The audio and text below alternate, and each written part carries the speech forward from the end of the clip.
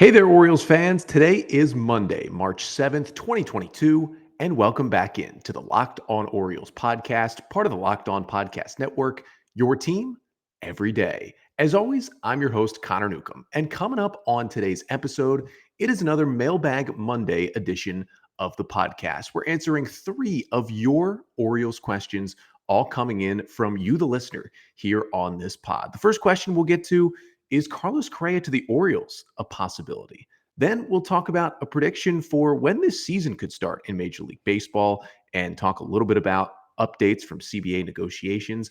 And then we'll talk minor leagues, getting a question about who's going to be the best team in the Orioles minors this year. And we'll talk about which minor leaguers are going to be impacted if this lockout continues. But that's all coming up on this episode, our YouTube debut of the Locked On Orioles podcast.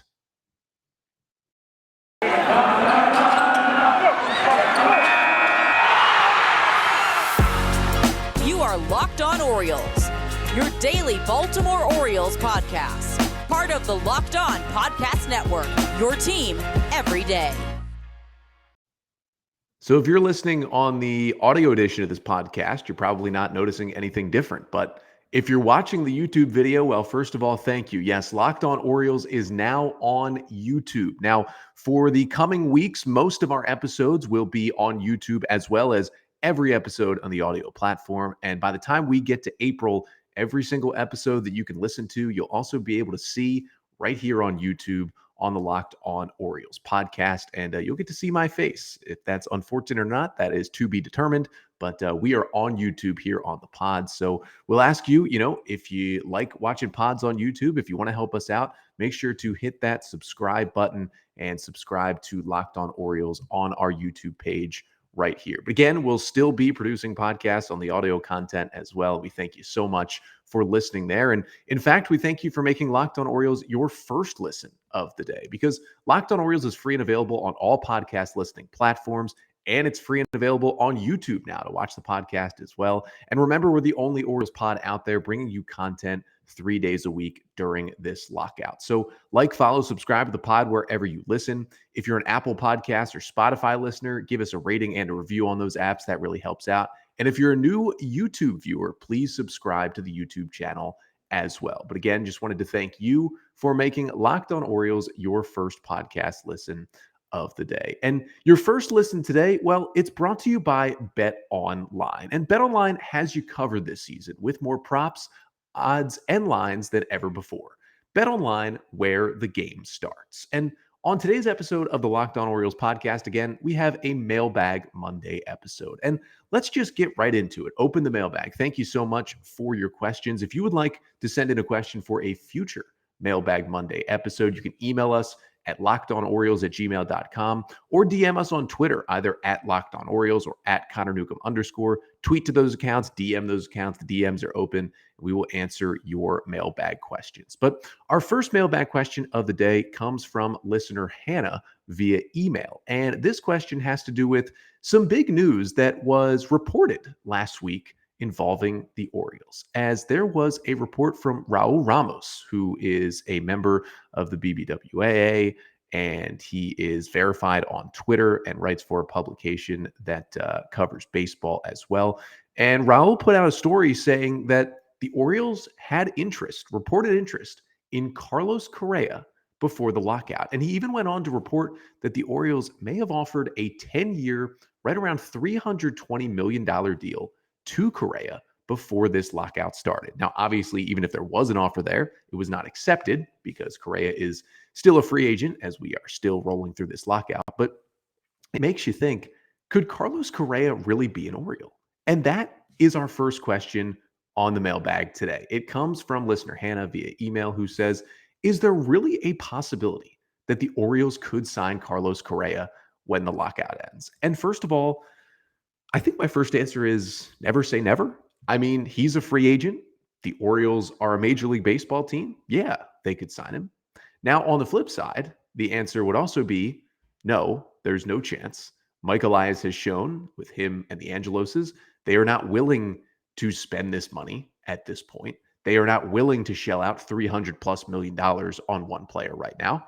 Maybe that will happen in the future. Maybe it won't. But right now, I think they've shown that that's not the plan. And as much as I would like the Orioles to spend more money this offseason whenever the lockout ends and make this team better and spend more than just Rougned Odor and Jordan Lyles size contracts, it's not going to happen. And the hope is that next offseason it happens, that maybe the Orioles do something similar to what the Tigers have done this offseason. Trading for Tucker Barnhart, signing Eduardo Rodriguez, signing Javi Baez. None of those guys got $300 million $400 million, but they're all good players and they're all coming in to help the Tigers finally win again at the major league level. But here's the thing about Carlos Correa. He's got some connections to the Orioles, and frankly, it's not as crazy as it seems that the O's would maybe potentially bring in Carlos Correa after the lockout. First of all, he's got the easy Mike Elias connection. He was drafted number 1 overall by the Astros in 2012. That is when Mike Elias was not the GM there, but was the assistant and was pulling a lot of the strings. And they were able to cut a bit of a deal with Carlos Correa back in 2012. And he came up with the Astros. He got to the big leagues while Mike Elias was still there. He won a World Series in 2017 with the Astros while Mike Elias was still there. He saw Carlos Correa become one of the first homegrown stars of that Astros rebuild. And of course, Sig Mejdal coming over from Houston as well. They've got that connection. So, you never know what kind of relationship an assistant GM like Elias would have with a star player like Correa, but they know each other. They know of each other, and they have a history as well. So at the very least, there is always going to be that connection. And then there's the other thing, which was reported before the lockout by Jesse Rogers of ESPN, that Carlos Correa was open to signing with a rebuilding team.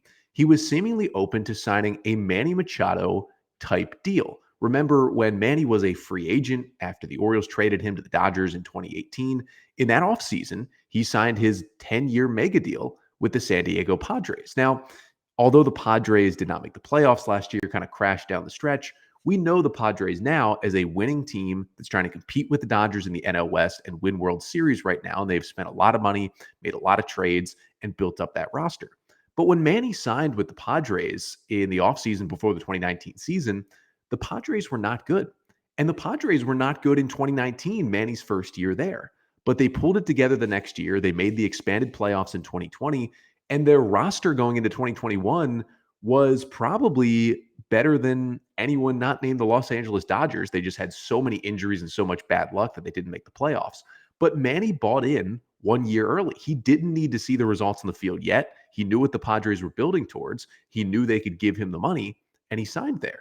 So let's imagine a world in which the Orioles are willing to shell out 10 years, $350 million for Carlos Correa. That's pretty much where his market is set at, I think, at this point, potentially even closer to $400 million. But let's say he's searching for 10 years, $350 million, and the Orioles are willing to give that out. If you at least accept that as a plausible scenario, and I don't think it really is, but if you accept that, you can then move on and say, if Correa is really open to a rebuild, he's already gone through a rebuild in Houston, and the Orioles are trying to do things very similar to what the Astros did with Correa. And of course, he knows the people that are in the Orioles system already, from front office people to coaches who came over from Houston. It's not the craziest scenario. Like, this is a bad comparison, but if you said, hey, Connor, who are the Orioles more likely to sign, Carlos Correa or Trevor Story this offseason? The first answer is neither, but the second answer is Carlos Correa because he at least has, those few connections to the Orioles. You know what? I don't think it's going to happen, but that report got me excited. I know it got many of you excited. And I think the door is not very open at all, but just a crack is maybe open for the Orioles to maybe go after Carlos Correa, and what a move it would be. You add Correa in the middle of the lineup, he's not going to make the Orioles a contender in 2022. We know that. But when you get to 2023, and Adley Rutschman and Grayson Rodriguez have a year of Major League Baseball under their belt, Gunnar Henderson, Kobe Mayo, and Colton Cowser, Heston Kjerstad are getting very, very close to the major leagues, and DL Hall is rearing and ready to go. You get Carlos Correa, he's only on the second year of a 10-year deal. You're ready to win with him in the middle of your lineup. You go Correa 2, Adley 3 with Mullins at the top and Mountcastle hitting fourth. I'm feeling good about where that lineup is at that point. And the other prospects are starting to come up right after that. So maybe it could happen. Maybe it could. Maybe Correa really wants to buy into what the Orioles are doing. And again, you don't not sign Correa because the Orioles have Gunnar Henderson and Jordan Westberg and Kobe Mayo coming up on the left side of the infield. Carlos Correa is an established MLB All-Star, a world champion, and a guy who performs in the postseason very well as well. I don't care about the trash can banging stuff. Carlos Correa is a fantastic player. And if there's even a little bit in the mind of Mike Elias that says maybe we should go after him, or maybe there was some interest in him this offseason, I would love to see the Orioles do it. I don't think they will, but I would love to see it. But we'll get on to our second mailbag question of the day in just a second. But first, looking at Carlos Correa, I'm sure the odds aren't great that he signs with the Orioles, but you could find some of those odds at a place like BetOnline. And BetOnline, this is the top place for all of your sports actions, sports news, sports bets, anything you want. Because football season, yes, it's over, and we're waiting for baseball to hopefully come back, but we've got basketball. Look at the calendar. It is March. That means March Madness. And people, we are only 6 days away from Selection Sunday and some of the best sports days of the year starting with the NCAA tournament. And betonline.net has you covered with all of it, from the NCAA tournament on the men's and women's side to the NBA as well. As they get closer to the playoffs, they've got all the latest odds, totals, player performance props, and more. BetOnline.net's the number one spot for all your sports betting needs. They've got your sports scores as well, podcasts, and news this season. But it's not just basketball. They got hockey, boxing, UFC, and baseball whenever that happens. So head to the website today or use your mobile device to learn more about the trends and the action at BetOnline.net, where the game starts. So we get back to our Mailbag Monday here on the podcast. And, let's think about this, because we talked about Carlos Correa. And even if that were to happen, we would obviously have to wait a little bit of time because there's still a lockout going on here. But there's been news, even though it's not good news like we're playing baseball, or good news like the players are getting what they want, but there's still news coming out of these CBA negotiations. And the second question I wanted to get to comes from Hunter via Twitter, who has asked questions before. Hunter, we thank you so much for continuing to participate here in the Mailbag Mondays. And he said, what is your prediction for when the 2022 Major League Baseball season starts? And I think this is something that a lot of people are trying to answer at this point. And frankly, it's a really tough question to answer. I mean, you think about it at this point, we're not getting the real opening day. We know that because Rob Manfred already announced they have canceled the first two series of the season. But could we start by May 1st? I would hope. But it's just hard to know. And if I had to just guess right now, I'm throwing it. The pessimistic guy in me says like July 4th is when the season starts. Maybe June 1st. Maybe June 1st, or maybe, Memorial Day. So late May, they start on kind of a holiday, a day where baseball kind of takes some of the spotlight early in the summer. Maybe Memorial Day. Let's say that. Memorial Day is my answers. That's late May when the season might start. But, that question from Hunter kind of takes us into what's happening with these CBA negotiations. And there's still a lot of talk about the money, and the owners are not budging. The players continue to give things up, in this negotiation, and the owners are not moving much towards the center. The players moving much more towards, an agreeable deal. The owners are not. And remember, this is an owner imposed lockout.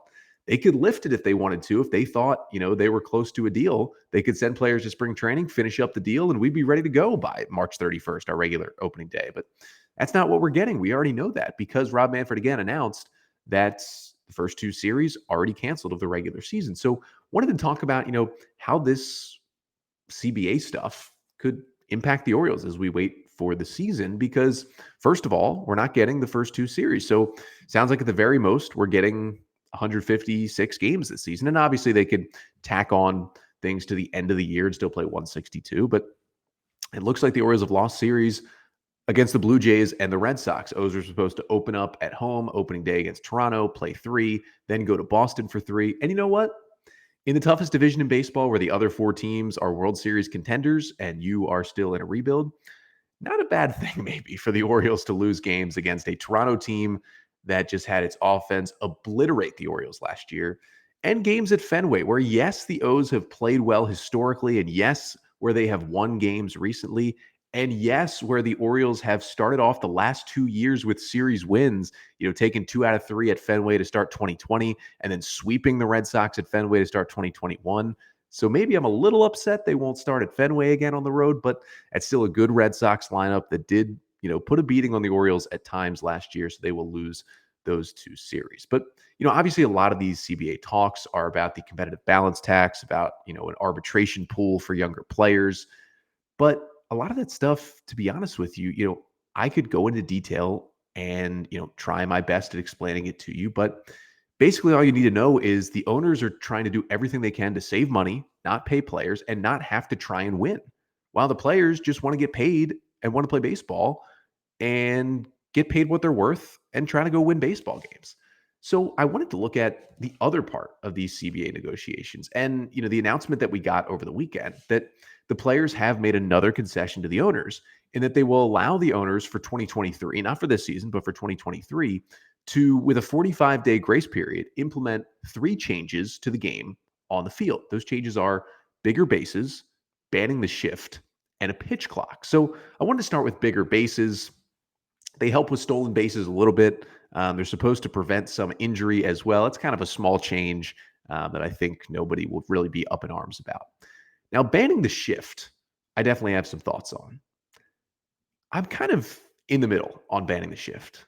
A lot of me wants to say, why are we telling players where they can play on the field? It's strategy to, if a player hits the ball to the right side all the time, to put 3 infielders over there and get more outs. I heard a really good analogy on the podcast Tipping Pitches. Alex and Bobby over there do a fantastic job covering these labor negotiations and covering all things baseball. That's a really good baseball pod if you want to check it out. But I believe it was Alex who made an analogy. It would be like telling teams like the Detroit Pistons in the 80s and 90s that you couldn't double team Michael Jordan.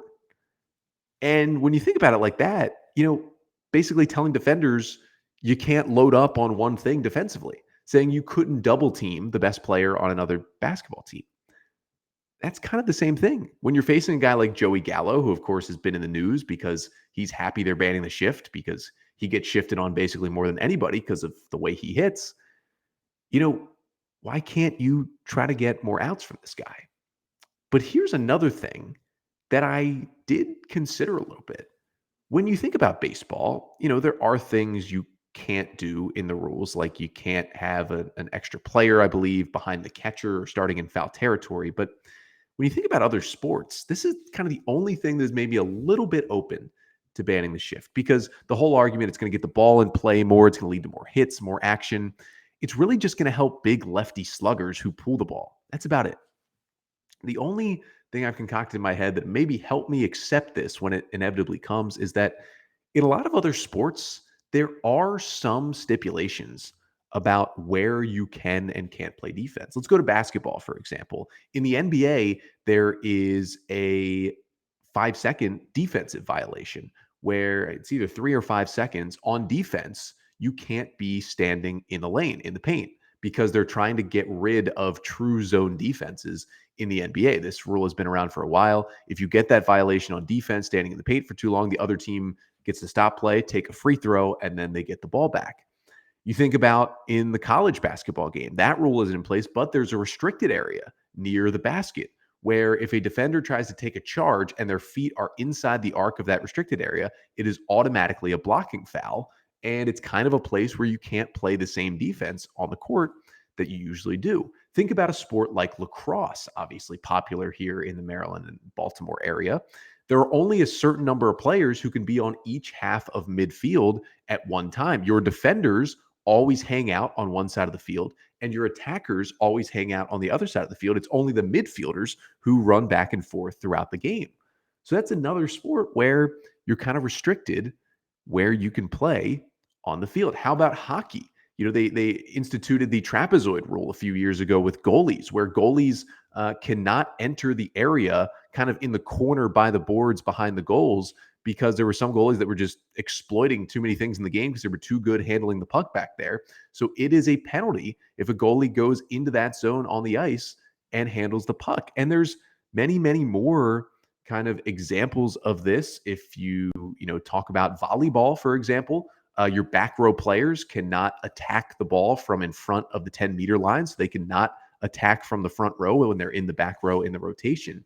And your back row players also can't block when they're in the back row. They can't run up to the net and block. So these are all sports where they kind of tell you where and when you can and can't play defense. So that's the only argument I got for it.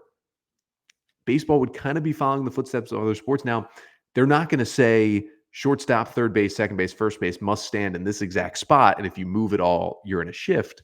But they'll probably limit how many players can be on one side of the second base bag, or how many players can be playing in the outfield grass, or things like that. I don't like it.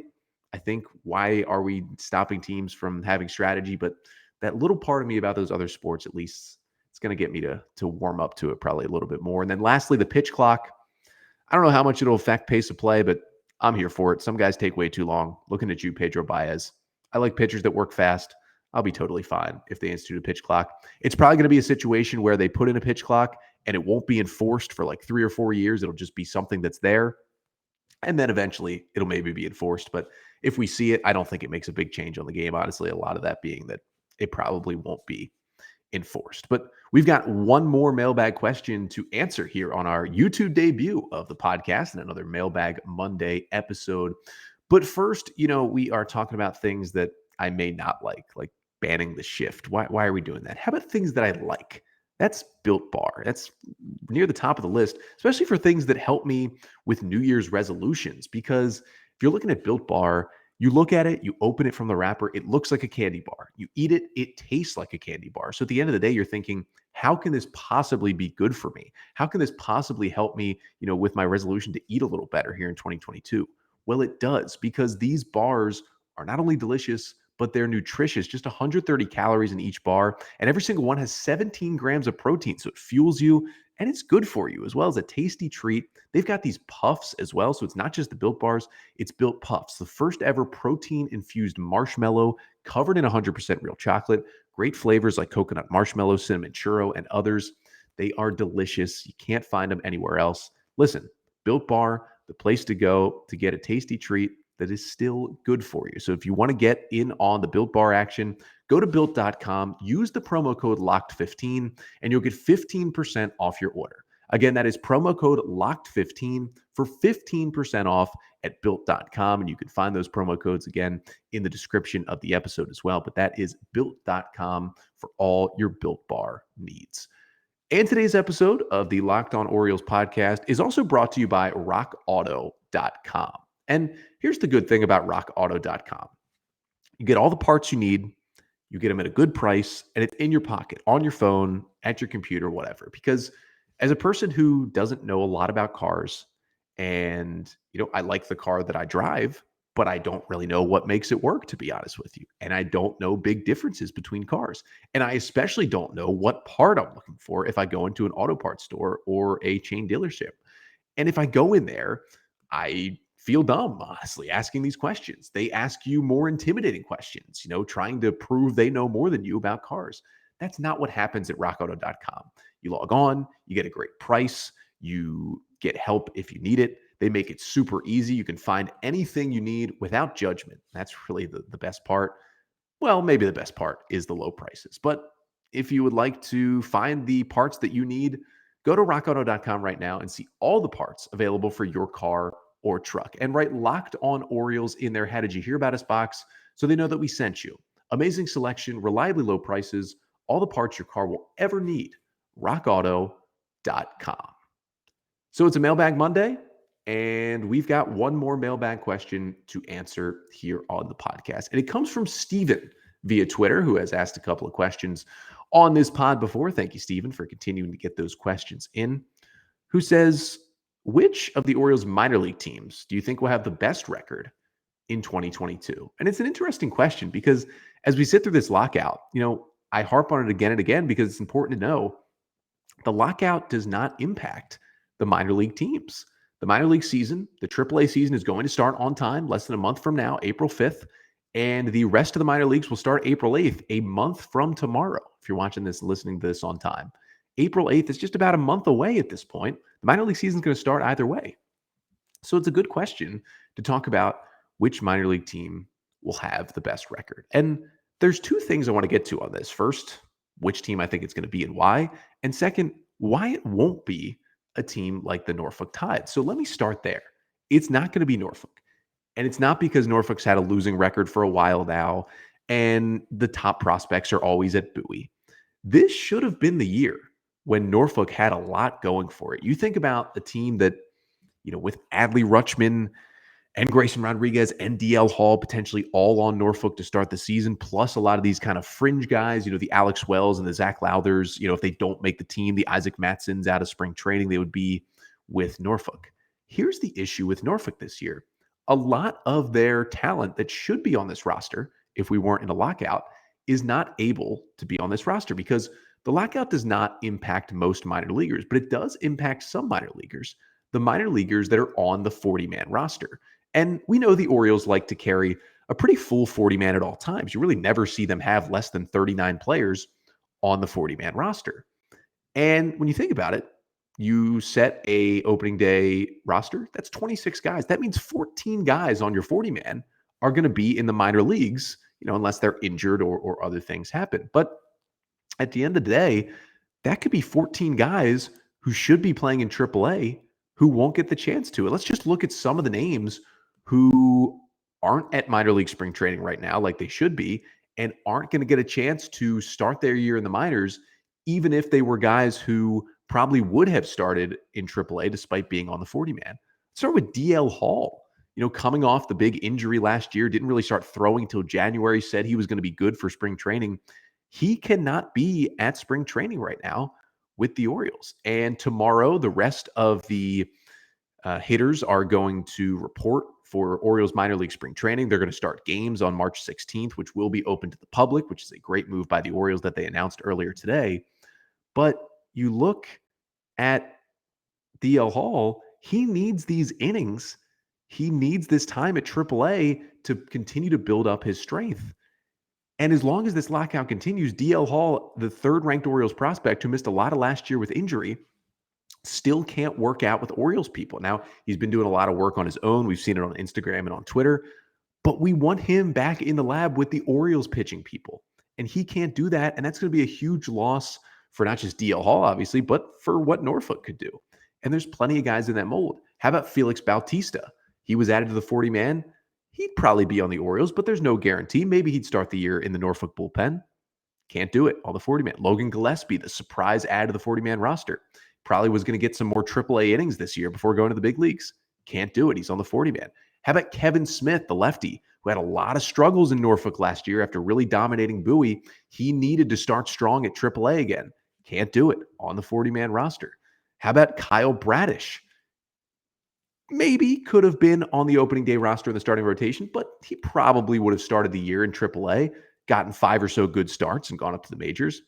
No. He can't start the year when AAA Norfolk starts the year because he's on the 40-man roster. And there's just so many of these names. Reading out some others. Taron Vavra coming back from injury. He might have even been on Bowie's roster. He can't be because he got added to the 40-man. Rylan Bannon really needed a good start to this year in AAA to keep his name on the list of potential Orioles major league infielders after a abysmal 2021 season. Can't do it on the 40-man. How about Yusniel Diaz? He can't play baseball affiliated with the Orioles after a terrible injury-ridden, once again, 2021 season. It's kind of the last chance for Yusniel Diaz. And when the AAA season starts on April 5th, he should have been in the outfield getting at bats, trying to stay healthy. Instead, he's on the 40-man. He's being locked out, just like all the major leaguers as well. And there's other names, Jahmai Jones, who needs at-bats, Isaac Matson, we need a better look at. How about Tyler Nevin, a guy who, was going to be in AAA just because he's kind of blocked by Mountcastle and Mancini and others in the majors. We needed a better look at him. No can do. So there's all those guys it affects, and it affects more guys like Lowther and Wells and Bauman, who may have started the year at AAA again. Could hurt the Orioles' minor league development of these guys who were very close to the big leagues, who got added to the 40-man, and now they can't do anything about it. And you know what else it's going to do?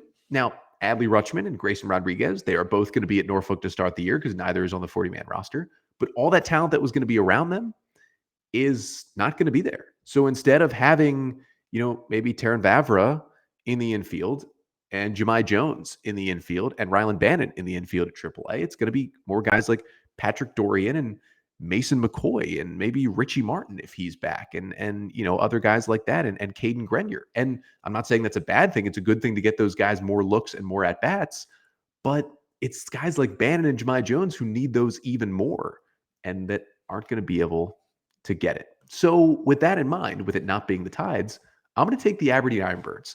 And our friend Bob Phelan, who was on this podcast all last week for our Orioles minor league draft that we did with the crew from BSL on the Verge, make sure to go back in the archives and check that one out Monday, Wednesday, Friday of last week. He did a great write-up on Baltimore Sports and Life predicting the rosters, the opening day rosters for all of the Orioles minor league affiliates. And when you look at this group, I think the Aberdeen Ironbirds could really do something this season. Now, they've struggled the last couple of years, and they had their struggles last year. They were kind of an in-between spot. They had a lot of injuries in 2021. But if you look at what Aberdeen could have in 2022, this is going to be a very fun team to watch. And, Aberdeen is fairly easy for me to get to watch, but man, Aberdeen, can we please get a broadcaster in there? Please. I'll go call some games for you. Let's make it happen. Can we please get some better camera angles up there at Ripken Stadium? Because there is a broadcast on MILB TV, but it's not great and there's no audio.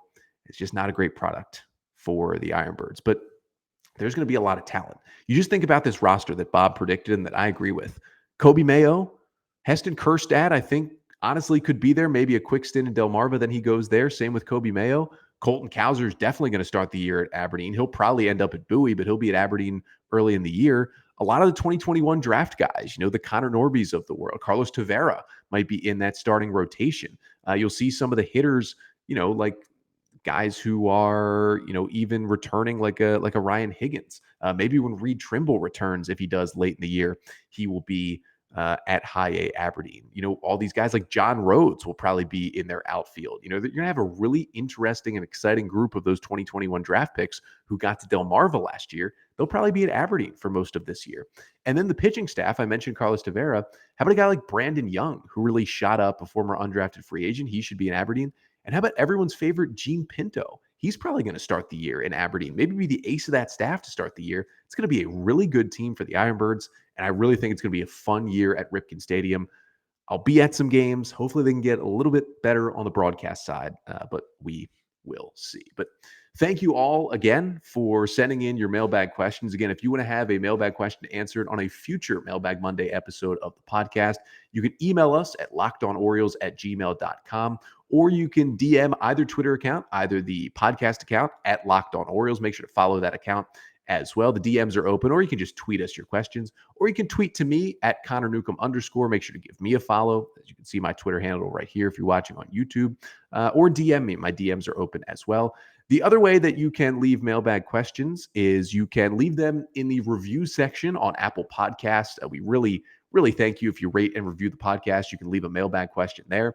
And you can also leave mailbag questions in the comments right here on YouTube, now that we are on YouTube. And again, the debut episode of Locked On Orioles on YouTube will still be on all your audio platforms, but now you're going to get to watch the podcast too. And when we have guests as well in the future, you'll get to see them too. It should be a good time being on YouTube here. So again, before I go, just ask that you subscribe, hit that red subscribe button right there to the Locked On Orioles YouTube page if you can. That really, really helps us out a lot. But here on the pod, we will be back on Wednesday with a special guest. Orioles minor league infielder Caden Grenier is going to be joining the podcast, talking about his time with the Orioles so far, being drafted in the first round in 2018, being a huge part of winning a World Series, a college World Series at Oregon State in 2018, being college and minor league teammates with Adley Rutschman, and kind of, who Adley was in college at Oregon State before he really became a star. We'll talk about Caden's year last year, what he looks to do this year in the minor leagues. We'll also talk about him growing up in Las Vegas and what it's like to be from